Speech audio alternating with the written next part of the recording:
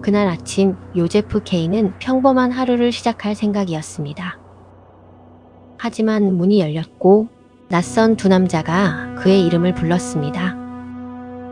요제프 K, 당신은 체포되었습니다. 그는 놀랐습니다. 왜냐하면 그는 아무 잘못도 하지 않았기 때문입니다. 그래서 그는 묻습니다. 무슨 죄입니까? 그러나 돌아온 대답은 단 하나였습니다. 그건 추후에 알게 될 겁니다. 그 순간부터 그의 삶은 끝이 보이지 않는 재판 속으로 빨려 들어갑니다. 혐의는 없지만 재판은 진행되고 증거는 없지만 절차는 계속됩니다. 그는 점점 질문보다 침묵이 안전해지는 세계로 들어갑니다. 오늘 우리는 프란츠 카프카의 작품 소송을 이야기하려 합니다. 이 이야기는 단지 소설이 아니라 설명되지 않는 권력 앞에서 인간이 어떻게 조용히 길들여지는가에 대한 기록입니다. 그리고 어쩌면 이 이야기는 과거의 이야기가 아니라 지금 우리 사회가 향해 가는 방향에 대한 묵직한 질문일지도 모릅니다.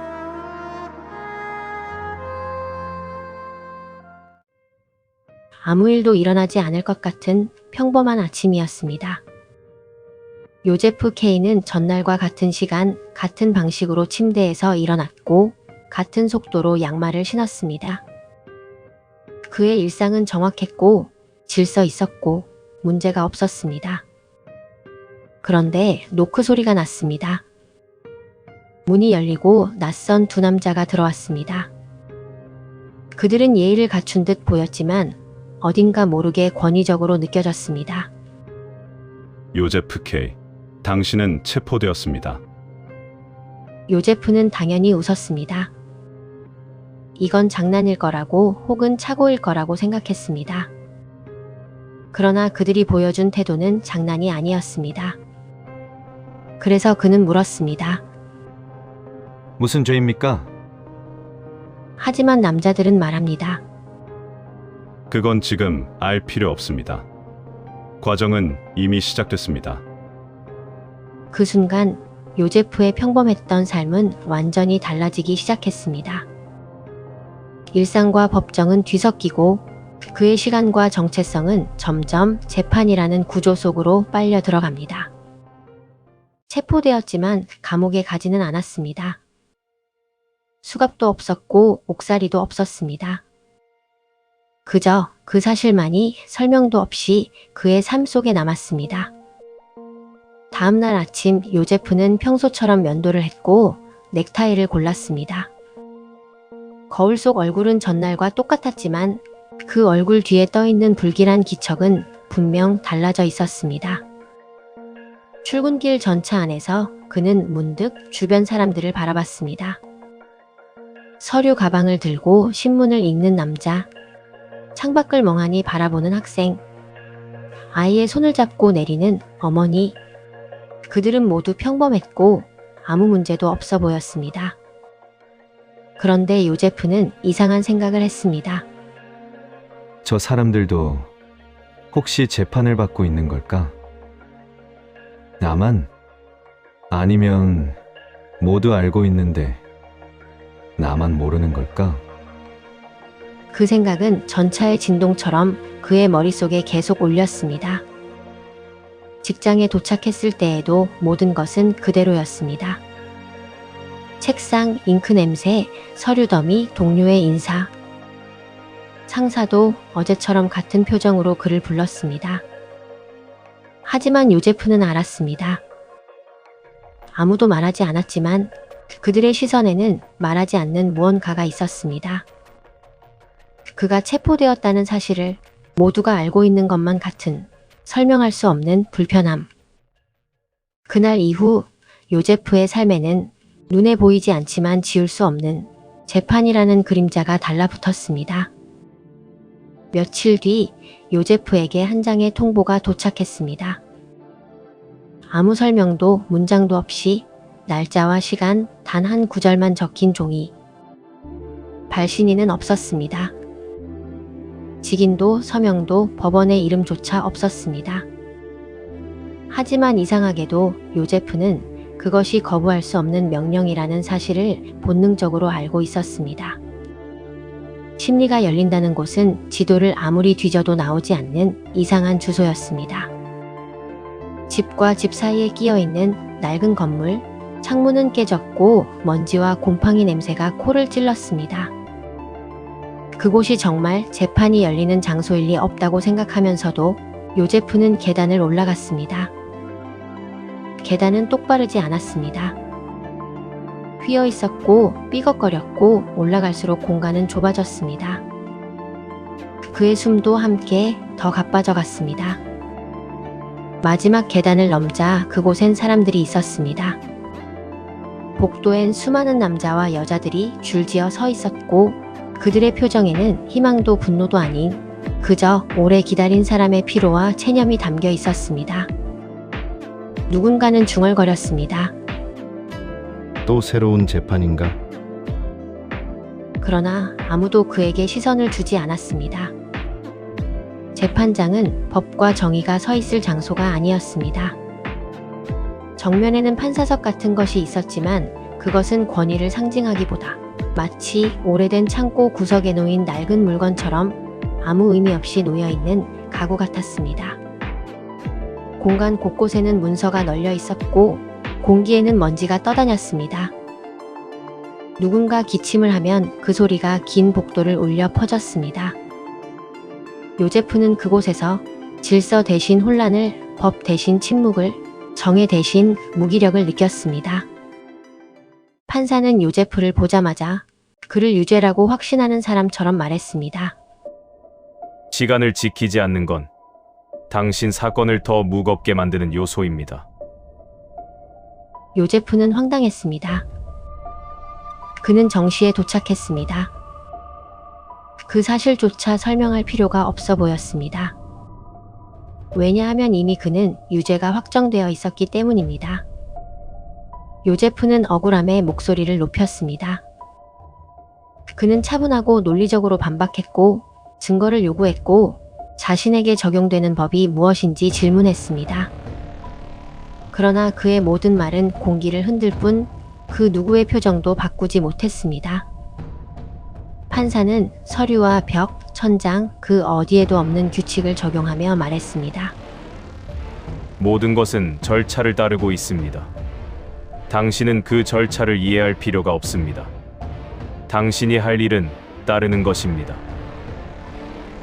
그 말은 명령이었고 경고였고 무엇보다 그 체계의 본질이었습니다. 그날 이후 요제프는 더 깊은 곳으로 끌려 들어갔습니다. 그는 변호사를 만났고 법률 자문가를 찾았고 어떤 비서는 그에게 법정 안에서의 올바른 태도를 알려주었습니다. 하지만 이상했습니다. 그들의 말은 서로 모순됐고 규칙은 사람마다 다르게 해석됐으며 무엇보다 그 누구도 판결이 어떻게 내려지는지조차 모르고 있었습니다. 어떤 이는 이렇게 말했습니다. 여기서 무죄가 인정된 사람을 나는 본 적이 없습니다. 또 다른 이는 속삭였습니다. 하지만 희망은 있어요. 절차가 계속되는 한 살아있을 확률도 있으니까요. 그 말은 희망이라기보다 끝나지 않는 고통의 연장이라는 의미처럼 들렸습니다. 요제프는 어느 순간 깨닫습니다. 이 재판의 목적은 진실을 밝히는 것이 아니라는 걸, 유죄를 증명하기 위한 것도 그를 처벌하기 위한 것도 아니었습니다. 이 재판은 오로지 재판을 지속하기 위해 존재하는 체계였습니다. 규칙은 이유 없이 움직였고 서류는 목적 없이 쌓였으며 사람들은 그 속에서 천천히 은밀하게 순응하도록 길들여지는 것.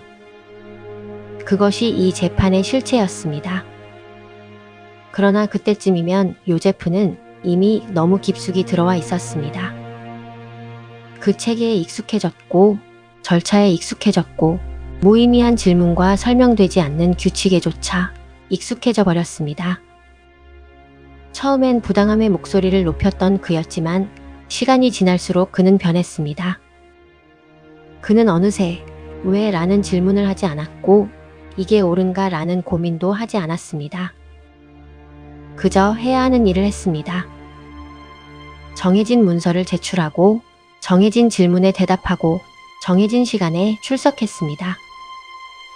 이제 그는 재판을 받는 사람이 아니라 재판의 구조 속에 포함된 하나의 기능처럼 움직이고 있었습니다. 어느새 계절이 바뀌었고 창밖의 나무는 몇 번이나 잎을 틔우고 떨어뜨렸습니다. 그러나 그의 재판은 변하지 않았습니다. 모든 것이 달라지는 것 같으면서도 아무것도 달라지지 않는 시간. 그 시간 속에서 요제프는 더 이상 무죄를 주장하는 사람도 항의하는 사람도 아니었습니다. 그는 단지 조용히 살아가는 사람이 되어 있었습니다. 그러던 어느 날 밤, 아주 늦은 시간, 누군가 문을 두드렸습니다. 요제프는 이미 알았습니다. 문을 열기 전부터 누가 서 있을지, 무슨 일이 일어날지, 어떤 결말이 자신을 기다리고 있을지. 문 앞에는 두 남자가 서 있었습니다.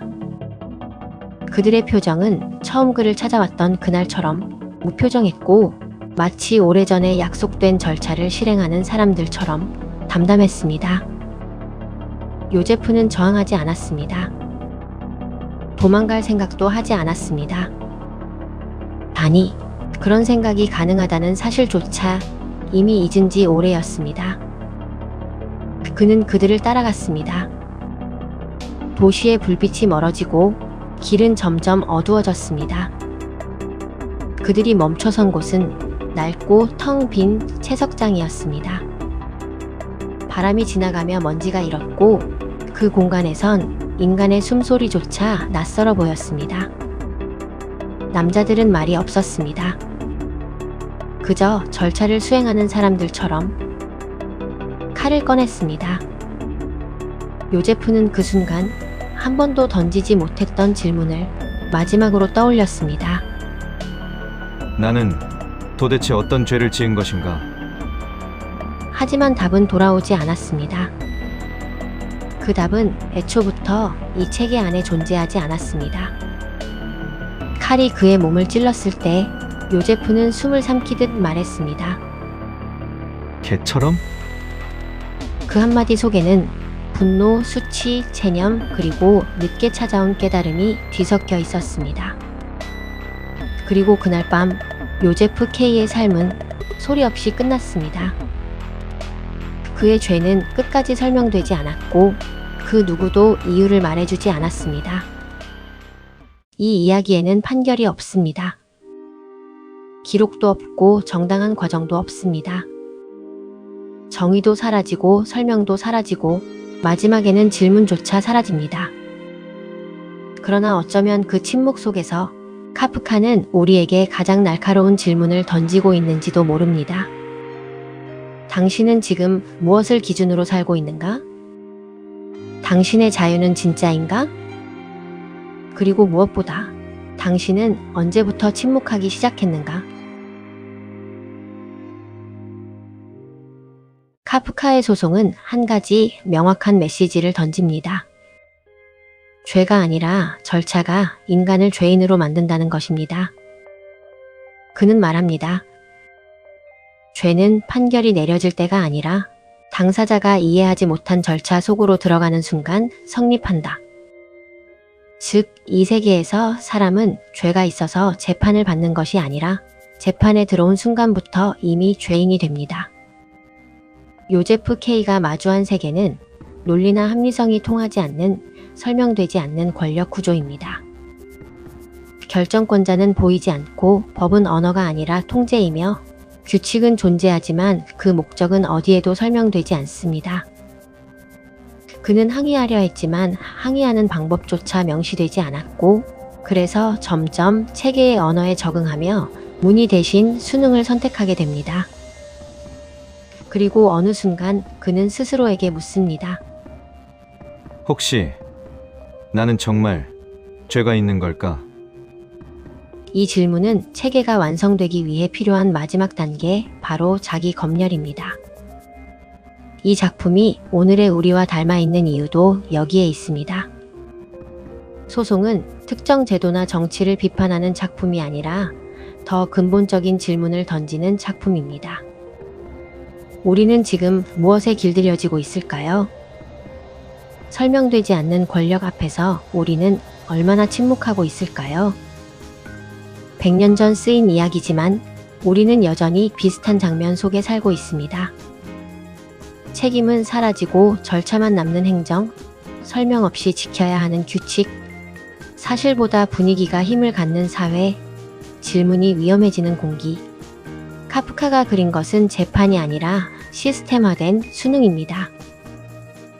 그 세계에서 사람들은 진실을 찾는 법이 아니라 문제없이 살아가는 법을 배우기 시작합니다. 그래서 법은 시민의 언어가 아니라 시민을 길들이는 언어가 되어버립니다. 요제프 K가 패배한 순간은 체포되었을 때도 마지막 장면도 아니었습니다. 그는 싸우다 지친 사람이 아니라 의심을 멈추고 체계가 요구하는 방식으로 스스로를 규정하기 시작했을 때 패배했습니다. 그리고 마지막 순간 그는 말합니다. 이게 원래 그런 거겠지. 이것은 체제가 인간에게 바란 최종 결과, 즉 침묵하는 인간의 문장입니다. 그래서 카프카는 우리에게 묻습니다.